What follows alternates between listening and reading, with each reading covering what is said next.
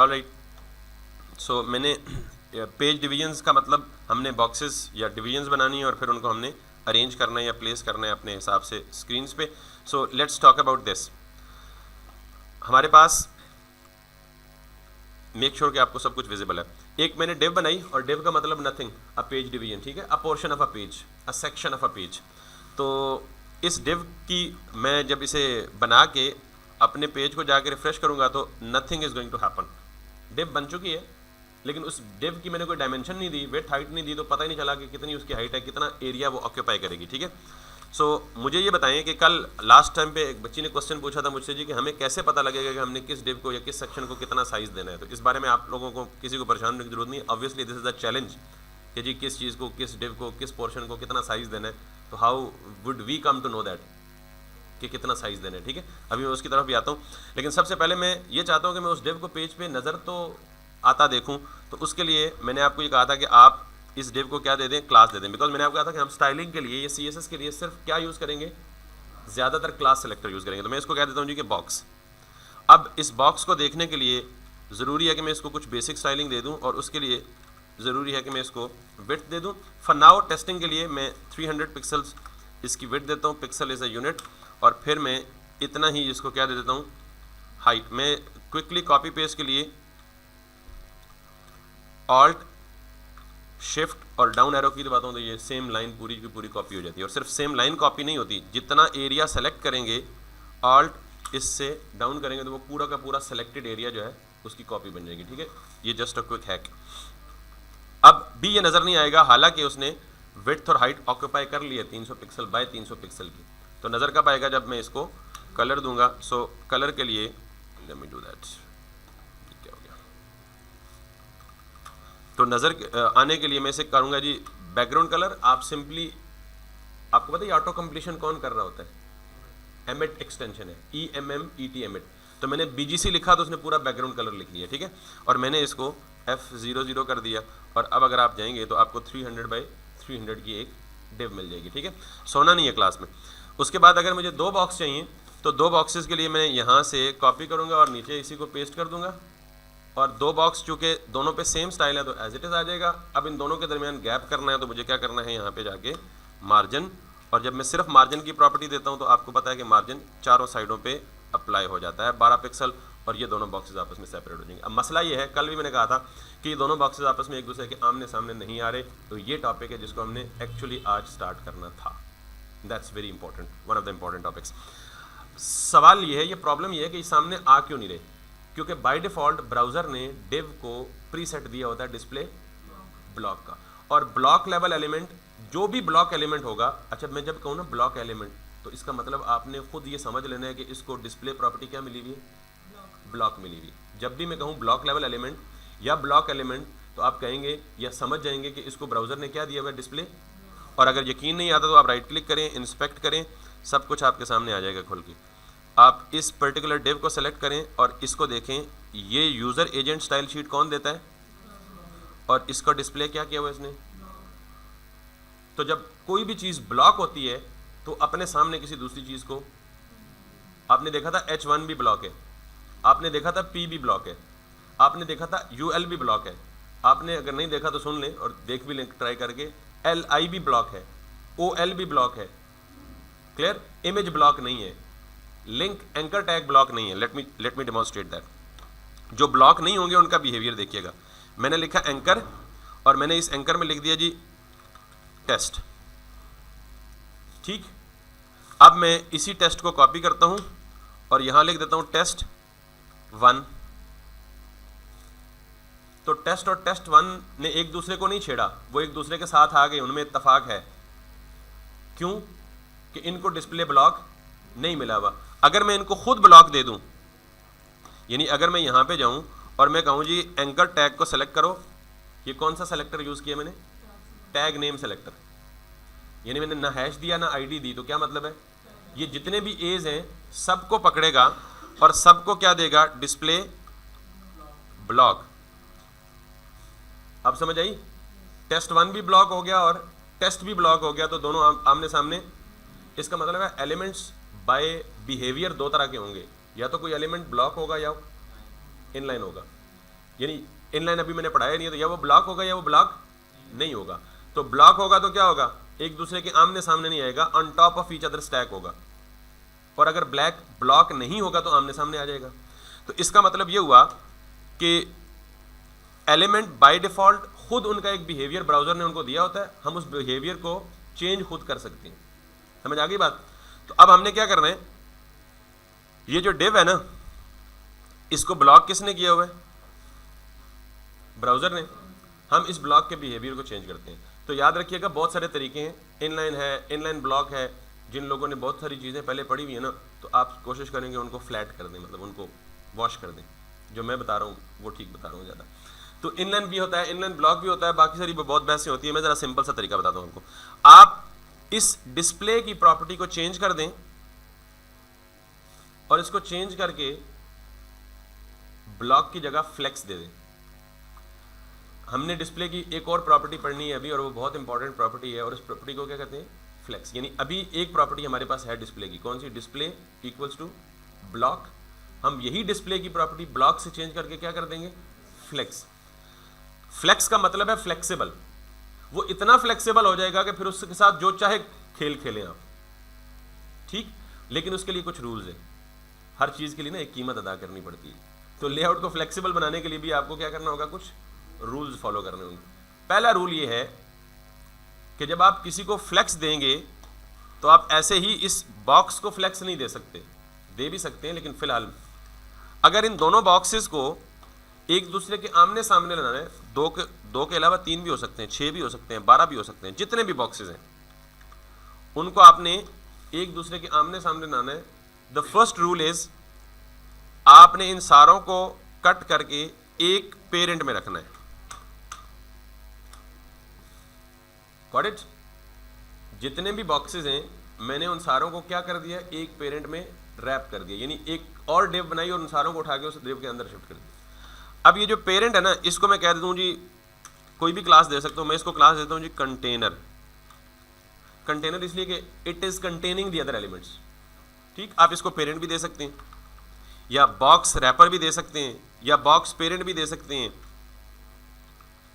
नाम मीनिंगफुल दें, अपनी चॉइस का दे दें, कोई मसला नहीं। तो चूंकि अंदर सारे बॉक्स थे तो बाहर वाले को मैंने क्या दे दिया, ये क्या है, box wrapper. Name is of your own choice, no restriction.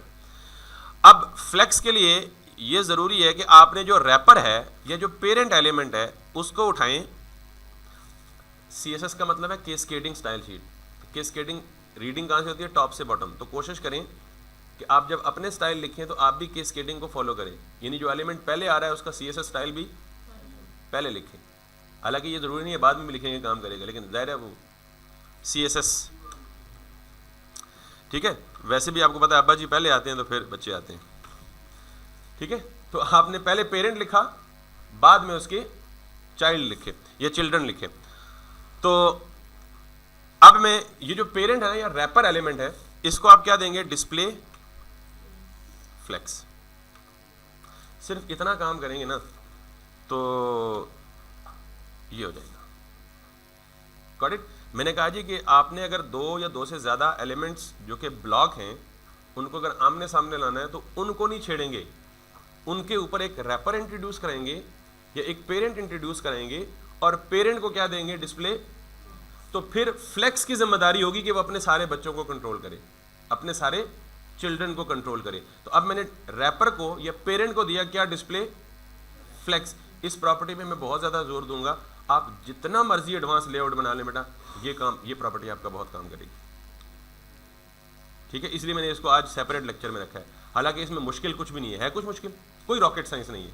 अलग रखने का और इतना इसको एग्जैजरेट करके पेश करने का मकसद ये है कि इंपॉर्टेंट है, मुश्किल नहीं है, इंपॉर्टेंट है। तो आपने जब भी आप फ्लेक्स या एलिमेंट्स को अरेंज करना है इस ऑर्डर में, इसको वर्टिकल कहते हैं ना, हॉरिजॉन्टल कहते हैं इसको, हॉरिजॉन्टल ऑर्डर में प्लेस करना है, तो क्या करेंगे आप, तमाम एलिमेंट्स को जिनको हॉरिजॉन्टल लाना है उनको एक पेरेंट में रैप कर दें और पेरेंट को जाके क्या दे दें, डिस्प्ले। अब जरा इसकी ब्यूटी देखें, 3 है ना, तो अब आप जितने भी करेंगे, लेट सपोज 4, 5, 6, 7, अब ये कहीं भी नहीं जाएंगे। फिर आप और कॉपी कर लें,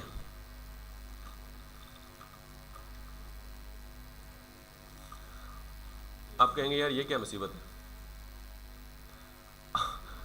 पहले वो नीचे नहीं आ रहे, पहले एक लाइन में नहीं आ रहे थे, आप नीचे नहीं आ रहे। Got it? तो फ्लेक्स इज फ्लेक्सिबल इनफ कि ये ऑटोमेटिकली अपने जितने भी चाइल्ड हैं उनकी विड्थ को खुद एडजस्ट करता है। खुद कैसे एडजस्ट करता है? मिसाल के तौर पे ब्राउज़र की पूरी विड्थ कितनी है? 100%। 100% का मतलब हम अब विड्थ का एक और यूनिट भी इंट्रोड्यूस कराएंगे, परसेंटेज। ठीक है, तो परसेंट का मतलब इसलिए कि अगर किसी स्क्रीन पे ब्राउज़र छोटा भी तो हो सकता है ना, मोबाइल डिवाइस पे किसी पे बड़ा हो सकता है, स्क्रीन और बड़ी हो तो ब्राउज़र और बड़ा हो सकता है।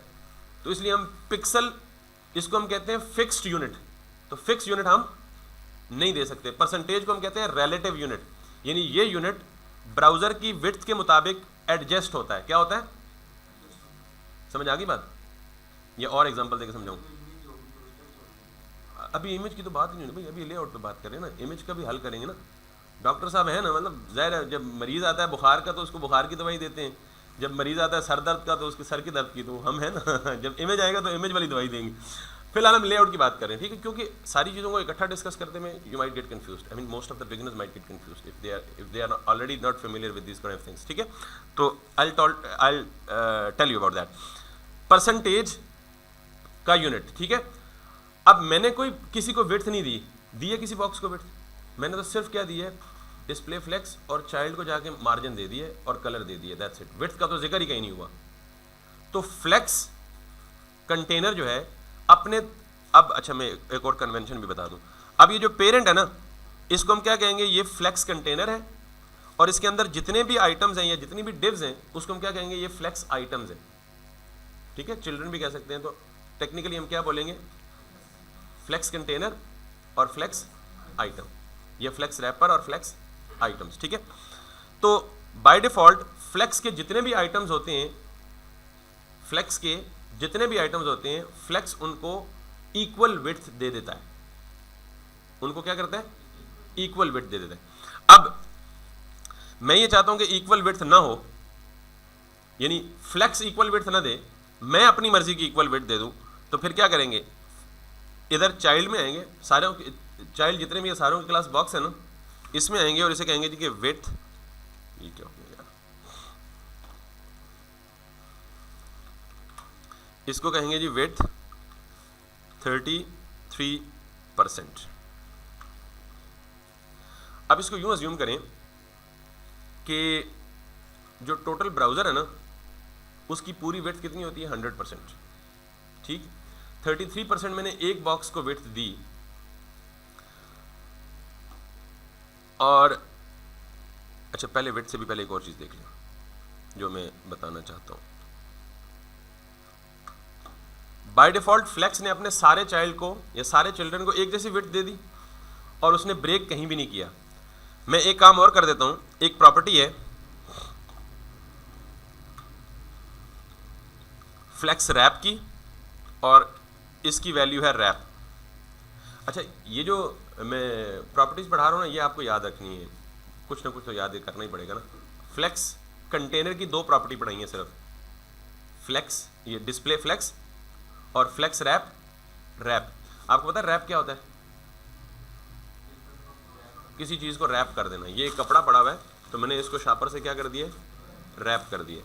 अब ज़रा देखिएगा ये रैप इसने क्या किया, या जिन लोगों ने वर्ड एक्सेल पावर पॉइंट पढ़ा है ना, उन्होंने अक्सर ये लफ्ज़ पढ़ा होगा, रैपिंग क्या होता है। मैं ये टेक्स्ट लिख रहा हूँ ना, ये एक सर्टेन हद तक जाएगा और लाइन ब्रेक हो जाएगी। इसको हम लाइन ब्रेक नहीं कहते, इसको हम क्या कहते हैं? टेक्स्ट रैपिंग कहते हैं। कि टेक्स्ट एक खास डिफाइंड बाउंड्री में क्या हो गया? रैप हो गया, उससे बाहर।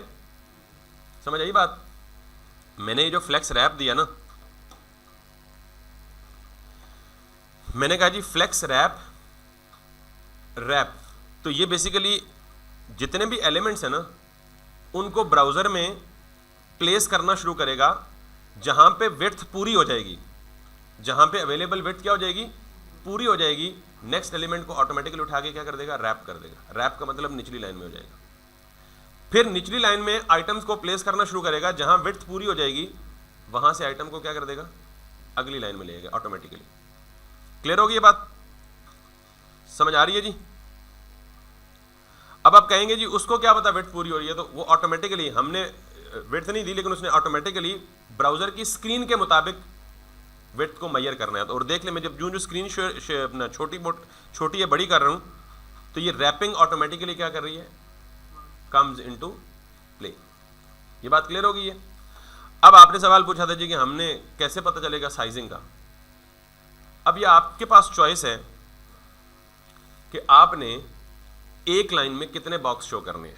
जब आपको डिजाइन दिया जाएगा तो आपको ये बताया जाएगा। अगर मैं सिर्फ इसको देख लूं, एक लाइन में कितने, 1 2 3 4 5 6, टोटल मैक्सिमम विड्थ हमारे पास ब्राउजर में कितनी होती है, 100%। 100 को 6 पे डिवाइड करें कितना होता है, 20/500, कोई 18 समथिंग इस तरह का होगा ना। या सपोज करें कि हमें 5 बॉक्स चाहिए, फिलहाल इसको छोड़िए, थोड़ा सा आगे की बात है ना। हम एग्जैक्ट डिविजिबल कर देते हैं, और जो एग्जैक्ट डिविजिबल नहीं होता फिर हमें पॉइंट्स में नहीं देते नॉर्मली हम, ठीक है। फिर हम एक्स्ट्रा स्पेस को फ्लेक्स पे छोड़ देते हैं, उस पर भी आते हैं। हम सपोज करते हैं कि फिलहाल हम उतने बॉक्स बना रहे हैं जो 100 पे एग्जैक्टली डिविजिबल है, तो हमें एक लाइन में कितने बॉक्स चाहिए, सपोज 5। तो 100 को डिवाइड करें 5 पे, कितना बचता है, तो इसका मतलब एक बॉक्स की विड्थ कितनी होनी चाहिए, 20%। क्या होनी चाहिए, तो अगर मुझे 5 चाहिए तो मैं क्या करूंगा, यहां से सारे बॉक्स एक्स्ट्रा हटाऊंगा और कितने छोड़ूंगा, 1 2 3 और 2 5।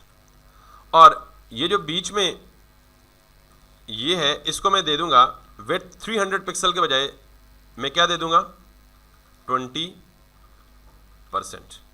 क्योंकि मैंने कहा टोटल बॉक्स कितने चाहिए, 5। 100 को 5 पे डिवाइड करें कितना बचता है, 20। तो एक बॉक्स की विड्थ कितनी हो जाएगी,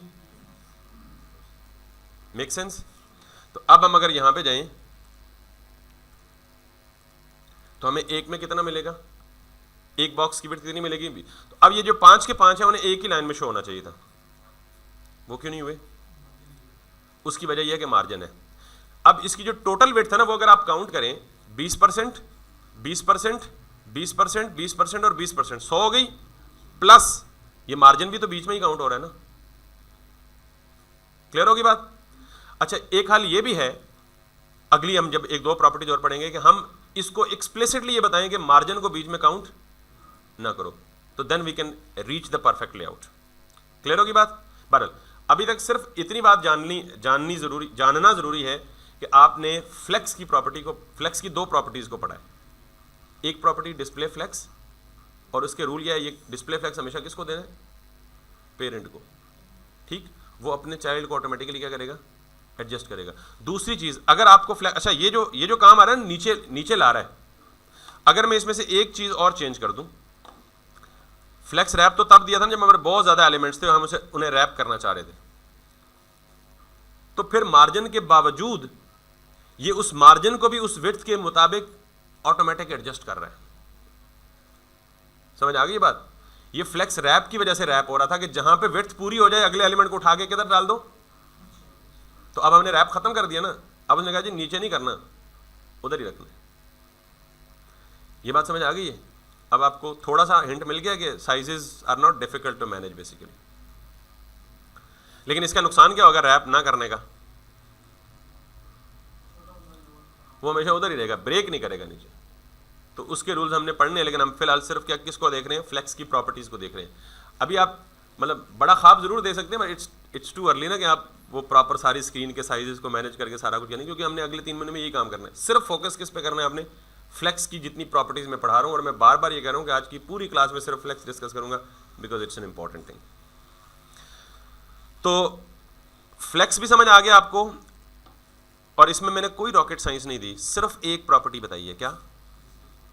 ये तो आपको पता है एक्स्ट्रा ब्यूटी के लिए ना, विड्थ, हाइट, बैकग्राउंड कलर और कलर। अब अगली चीज बताता हूं जी, कंफर्टेबल है, मसला तो नहीं है, फ्लेक्स को नेस्ट कर दूं? चले, नेस्ट का क्या मतलब है जरा बता देता हूं। मैं हर एक एलिमेंट में ना एक लिखता हूं जी, बॉक्स 1 है, ये बॉक्स 2 है, ये बॉक्स 3 है,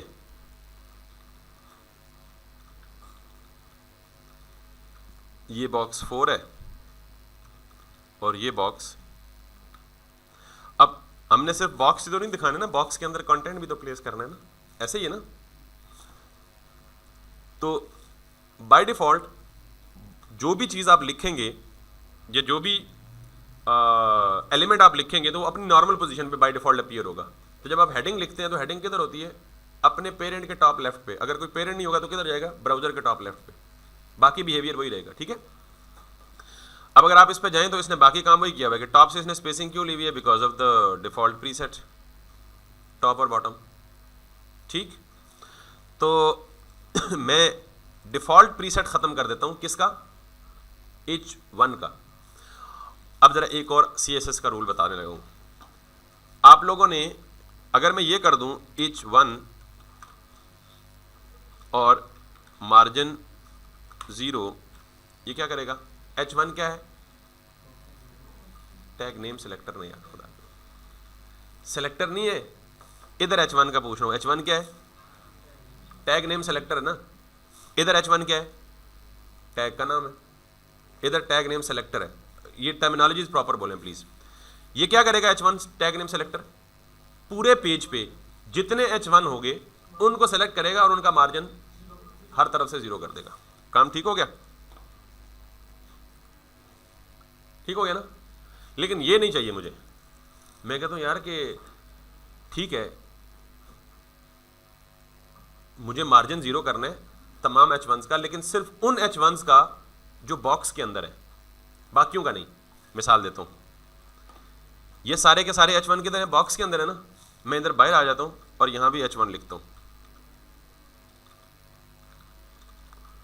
तो जो मैंने CSS के रूल स्पेसिफाई किया उसने इसका भी मार्जिन खत्म कर दिया हर तरफ से। तो व्हाट इफ अगर मेरी रिक्वायरमेंट है कि यार H1 जितने भी हैं उनका मार्जिन खत्म करो, लेकिन सिर्फ उनका जो बॉक्स के अंदर है, उससे बाहर है, उनको ना छेड़ो। ठीक है, मेरी रिक्वायरमेंट समझ गए सारे लोग? कोई ऐसा बंदा जिसको समझ ना आया सवाल कि तमाम H1 जो बॉक्स वाली डिव के अंदर है उनका मार्जिन खत्म करो, बाहर वालों को ना छेड़ो। तो अब ये काम करूंगा तो इसने तो सारों को छेड़ दिया, सारों का मार्जिन खत्म कर दिया। तो इसके लिए क्या करूंगा? ये बात याद रखिएगा कि अगर मैं इस H1 के पीछे लिख दूं .box बॉक्स। अब मुझे सिर्फ ये बताइएगा जिससे पूछूंगा, ये बॉक्स क्या है जी? आप बताएंगे। ये डिव है? आप बेटा ये डिव है? नो। ये डिव है? नहीं। फिर क्या है? नहीं, जिससे पूछूंगा सिर्फ वो फिलहाल ना, ताकि मैं थोड़ा सा ना आपको भी अटैच करूँ ना इसके साथ। क्यों सर आप ये बताएंगे? आप सॉरी मुझे नाम नहीं पता तो मैं आप इसलिए कह रहा हूँ। ये क्या है जो मैंने सेलेक्ट किया हुआ? नहीं, ये क्लास नहीं है।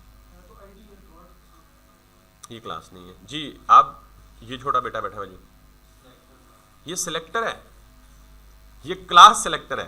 क्लास तो भाई ये है, क्लास का नाम तो बॉक्स है। डॉट और क्लास यानी डॉट साथ लिखा हुआ है तो हम क्या कहेंगे? ये क्लास सिलेक्टर है। मतलब क्या है कि ये क्या करेगा? इस नाम की सारी क्लासेस को ग्रैब करेगा। समझ आइए बात? अच्छा, अब ये बताएंगे जी कि ये क्या है सर? वो जो कोने में बैठे हुए अब्दाल, अब सॉरी आपका पहला दिन है, इनसे आगे जो बैठे हुए,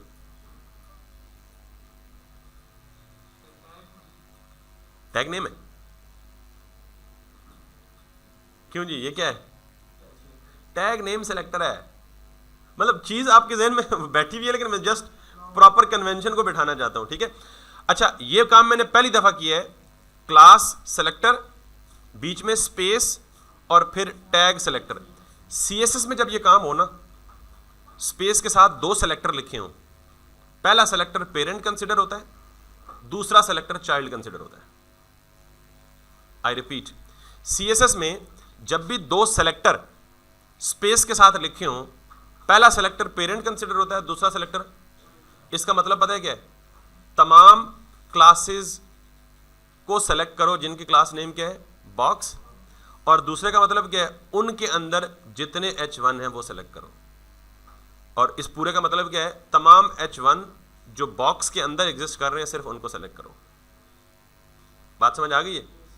अब देखिएगा जरा, ये पहले है यानी रिफ्रेश करने से पहले कि इसने इस H1 का भी टॉप बॉटम मार्जिन खत्म कर दिया, इसने इस H1 का भी टॉप बॉटम खत्म कर दिया, इसका भी, इसका भी, इसका भी। और अब मैं रिफ्रेश करूंगा तो इसने अब क्या किया, इसका टॉप बॉटम मार्जिन खत्म, इसका भी खत्म, इसका भी खत्म, इसका भी खत्म, इसका भी खत्म, लेकिन इसका खत्म नहीं हुआ। तो CSS में अगर आपने पेरेंट चाइल्ड, यानी मैंने कहा जी कि तमाम H1 जो किसके अंदर है, बॉक्स के अंदर है, तो अब जब भी CSS में इस तरह का चीज लिखी हो ना, तो इसका मतलब क्या है, बॉक्स, पेरेंट और H1। और अगर यहां कुछ और भी लिखा होता, H1 के अंदर कुछ और भी होता, लेट्स सपोज P होता, तो इसका मतलब क्या है, तमाम बॉक्सेस के अंदर जो H1 है और उनके अंदर जो P's हैं, सिर्फ उनको छेड़ो जाके। समझ आ गई ये बात? तो ये एक लेवल आगे चले गए हम। तो अब ये मैंने नीचे टेस्ट के लिए लिखा था, इसको मैं दोबारा मिटा देता हूं। किसी को भी आईडी और क्लास यूनिवर्सल सेलेक्टर है। यूनिवर्सल सेलेक्टर का मतलब ये हर बंदे को या हर एलिमेंट को दिया जा सकता है। बिल्कुल हो सकता था, बिल्कुल हो सकता था। यानी इनका मतलब ये है कि हम सारों का जो प्रीसेट है वो खत्म कर देते, नीचे फिर उसको आईडी दे के उसको सेलेक्ट करके उसको टॉप बॉटम मार्जिन फिर दे देते। तो चूंकि वो स्टाइल बाद में होता तो पहले वाले को वो ओवरराइट कर देता। बिल्कुल कर सकते हैं, you are absolutely right. Clear हो गई ये बात? यहां तो कोई मसला तो नहीं है, बेसिक सा लेआउट बना लेंगे ना आप। गुड। अब आप बादशाह हैं जंगल के, आप यहां H1 के बजाय कुछ भी कर लें। हम ये करते हैं जी कि हम क्या करते हैं, यहां पे एक इमेज डाल लेते हैं।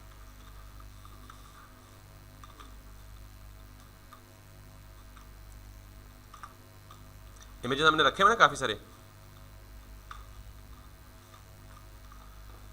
तो अब हमारे बॉक्स 1 में, लेकिन आपने एक काम नहीं, एक नोट नहीं किया, एक मैं ज़रा इसको यूँ करूँ तो ये इमेज अपने पेरेंट से बाहर जा रहा है, पेरेंट से बाहर जा रहा है। क्यों? क्योंकि इमेज की विड्थ ज़्यादा है और उसके पेरेंट की विड्थ क्या हो गई है। ठीक है, जब बच्चा कोई ज़्यादा पढ़ लिख जाए ना या ज़्यादा फैल जाए तो वो फिर अपने पेरेंट्स के काबू या कंट्रोल में नहीं रहता, तो फिर क्या करना पड़ता है, उसको कान से खींच के कंट्रोल करना पड़ता है। ठीक है, तो अब मसला क्या है, इमेज की विड्थ ज़्यादा है, पेरेंट की विड्थ क्या है, बच्चा ज़्यादा पढ़ लिख गया और पेरेंट बेचारे जो थोड़े से पीछे रह गए, तो अब उसको कान से पकड़ के नीचे लाना है। इसके लिए हम क्या करते हैं, जब ऐसा केस हो तो हम करते हैं जी कि, अब ज़रा देखिएगा, मैंने कहा जी कि बॉक्स के अंदर जो इमेज है, देखें ये क्लास सेलेक्टर है और ये क्या है, टैग नेम सेलेक्टर है। तो मैं कहता हूँ जी बॉक्स के अंदर जो इमेज है उसको विड्थ दे दो क्या, 100%। अब इस 100% का मतलब क्या है, 100% उसके अपने पेरेंट की। किसकी 100%? अपने पेरेंट की। तो अब पेरेंट की जितनी भी विड्थ होगी उसके चाइल्ड की 100% अपने पेरेंट के मुताबिक होगी। तो हमेशा किधर रहेगा, अपनी हद में रहेगा या अपनी औकात में रहेगा, पंजाबी में यूं कह लें। ठीक है, सो लेट्स सी, ये तो इधर तो पहले भी यही है ना। ठीक है, अब कम भी था तो उसने क्या कर लिया, फोर्स कर लिया कि यार इसकी विड्थ हमेशा क्या रखो, पेरेंट के 100%। लेकिन अगर कम भी करेंगे तो पेरेंट कम होगा तो वो खुद भी कम होता जाएगा।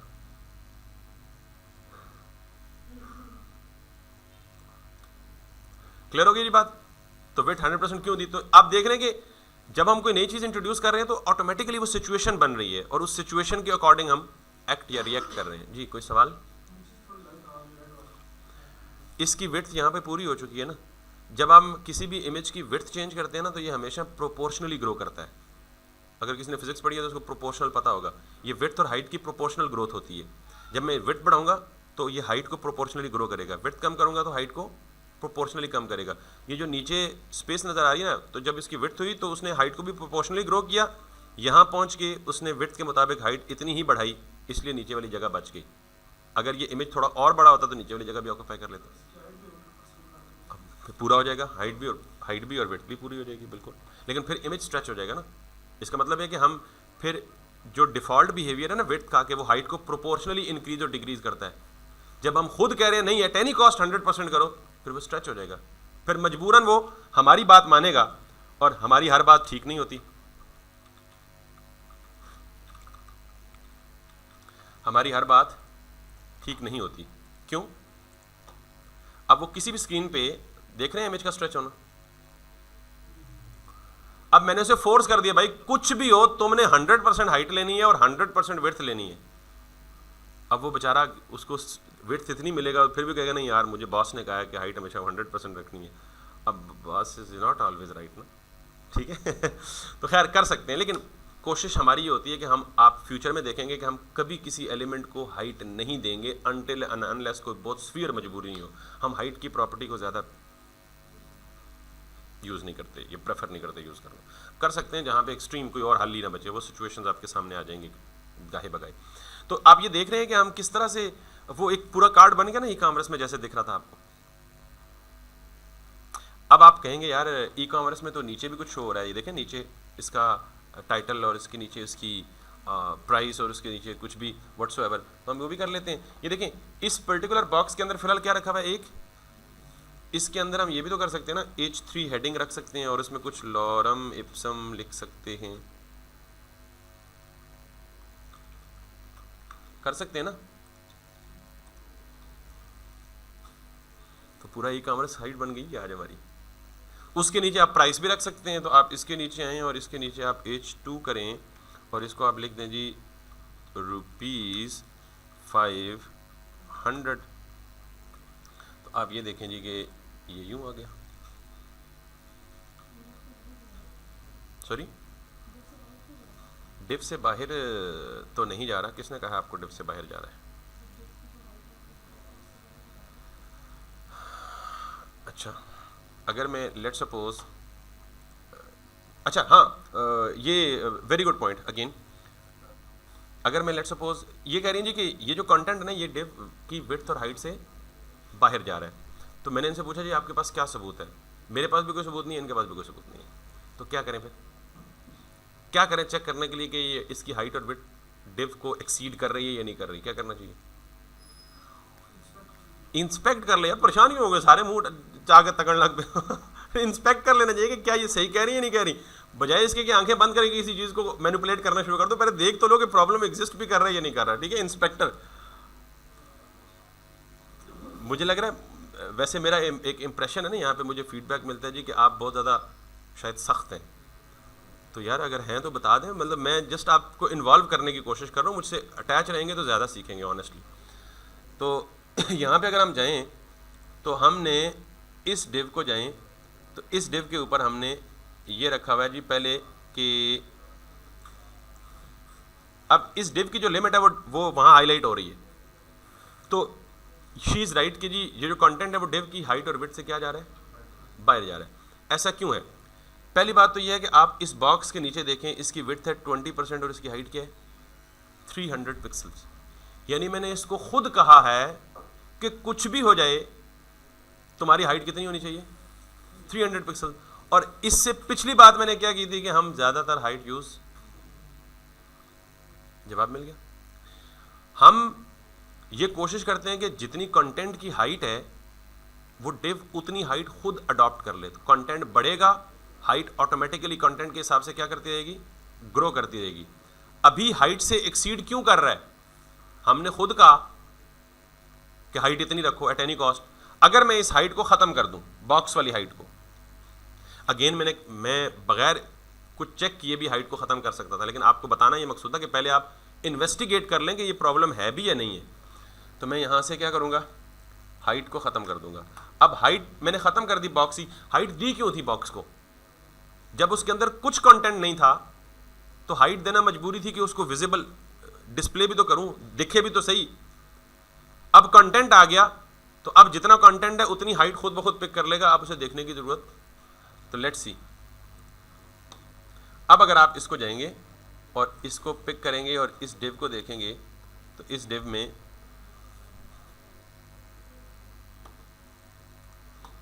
व्हाट्स गोइंग इनसाइड,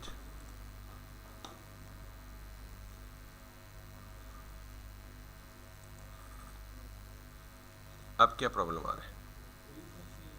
नहीं रिफ्रेश तो किया मैंने, सॉरी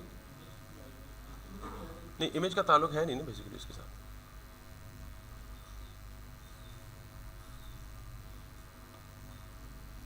अगर हम इस बॉक्स को, वैसे हम टेम्परेरी ना स्टाइलिंग यहाँ भी दे सकते हैं चेक करने के लिए। border 1 pixel solid, or that's gonna be 0 0 0 0.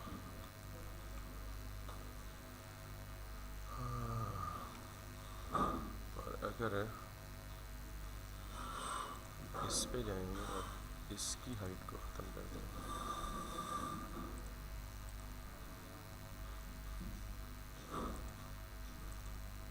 Yes बात वही है, इमेज को हमने हाइट दी हुई है।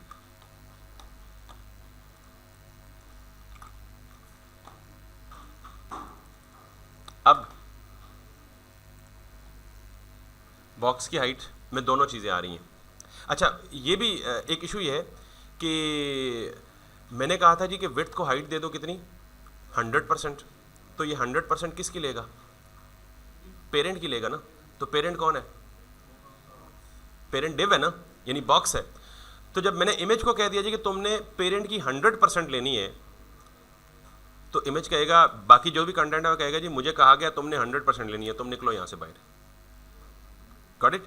तो इमेज ने उसे फोर्स किया कि मुझे पूरे पेरेंट की 100% हाइट लेने का कहा गया है, ऑर्डर किया गया है, लिहाजा तुम यहाँ से क्या करो, साइड मारो, बाहर निकलो। तो उस हाइट ने पूरी डिव की हाइट को ऑक्यूपाई किया और जो भी कंटेंट था उसे उठा के क्या कर दिया, बाहर कर दिया। That was the reason. एक बात मैंने एडिशनल यहाँ पे की है जिसका आपको नहीं बताया। मुझे नहीं पता लग रहा था कि क्या इशू है, मुझे नहीं पता लग रहा था आपके सामने अभी कि क्या इशू है। तो बजाय इसके कि मैंने जाके तुक्का मारूं, यानी अपना कोड में जाके लिखूं, फिर आके आउटपुट चेक करूं, फिर दूसरा अटैम्प्ट करूं, फिर आके आउटपुट चेक करूं, तो मैंने क्या किया, मैंने इंस्टेंटली यहीं पे बॉर्डर लगा के चेक किया। Let me remove it. अब मुझे नहीं पता लग रहा था यहाँ पे क्या सिचुएशन है, तो मैंने क्या किया, मैंने कहा यार मसला क्या है। मैं बॉक्स पे गया यहाँ पे, और यहाँ पे मैंने दिया बॉर्डर, बॉर्डर के आगे चल के पढ़ा दूंगा, 1 पिक्सल सॉलिड, और कलर दिया मैंने इसको ब्लैक। तो ये देख रहे हैं, ये बॉर्डर आ गया इसके अगेंस्ट, सबके अगेंस्ट। यहाँ जो स्टाइल देते हैं ना आप, ये स्टाइल टेम्परेरी होते हैं, यानी आपने जब कोई चीज़ जल्दी से टेस्ट करनी हो, चेक करनी हो, इंस्पेक्ट करनी हो कि यार जो चीज़ मैं एक्सपेक्ट कर रहा हूँ वो क्यों नहीं अप्लाई हो रही, तो आप बजाय इसके कि बार बार ब्राउजर में जाके, सॉरी कोड में जाके अप्लाई करें, फिर यहाँ रिफ्लेक्ट करें, फिर आप यहीं से फ़ौरन देख लिया करें। जब यहाँ चीज़ करेक्टली रिफ्लेक्ट हो जाए तो इसका मतलब है ये इशू आपको समझ आ गया, आप वहाँ जाके आप क्या कर लें, ठीक कर लें उसको। ये काम मैंने बॉर्डर से किया है। ये यूँ भी हो सकता है कि मैं यहाँ पे यहाँ पे इमेज को क्लिक करके ये जो हाइट दी हुई है ना इसको टेम्परेरीली अनचेक करके देखता, मसला हल हो गया। यहाँ से आपको कंफर्म हो गया कि मसला क्या कर रहा है, हाइट किसकी, तो यहाँ से चेक करें, फिर वहाँ जाके फाइनली अप्लाई करें और फिर देख लें। तो बाय द वे आपका क्वेश्चन हल हुआ कि जी ये क्यों बाहर आ रहा है पेरेंट से। अगेन मुझे भी समझ नहीं आ रही थी, और कई दफ़ा ऐसा केस हो गया, आप तो बिगिनर्स हैं तो आप तो ज़्यादा कंफ्यूज होंगे। तो ये सारा इंस्पेक्ट बॉक्स मॉडल सारा इसलिए बता रहा हूँ कि आप पहले एक्चुअल रीज़न जाने यार क्यों हो रहा है ऐसा मेरे साथ, और जब जान लें तो फिर उस पर जाके ठीक कर लें। By the way that's it. और हमारा अब ये जो बैकग्राउंड कलर था ना, ये तो मैंने टेस्ट के लिए दिया था ना। अब ये रत्ता रंग तो वैसे ही बुरा लगता है, तो आप इस रत्ते रंग के बजाय क्या कर दें, बॉर्डर क्या करता है, सिर्फ बॉर्डर अप्लाई करता है। और मैंने कहा जी 1 पिक्सल का मतलब सिर्फ 1 पिक्सल उसकी थिकनेस हो, 2 पिक्सल कर दें ज़्यादा मोटा हो जाएगा, 3 पिक्सल करें और ज़्यादा मोटा हो जाएगा। सॉलिड, बॉर्डर की बहुत सारी टाइप्स हैं, सॉलिड भी होता है, डैश्ड भी होता है, डॉटेड भी होता है। डॉटेड का मतलब, डैश्ड का मतलब ये वाला बॉर्डर होता है, डॉटेड का मतलब ये वाला बॉर्डर होता है। बॉर्डर की मुख्तलिफ टाइप्स हैं, ठीक है।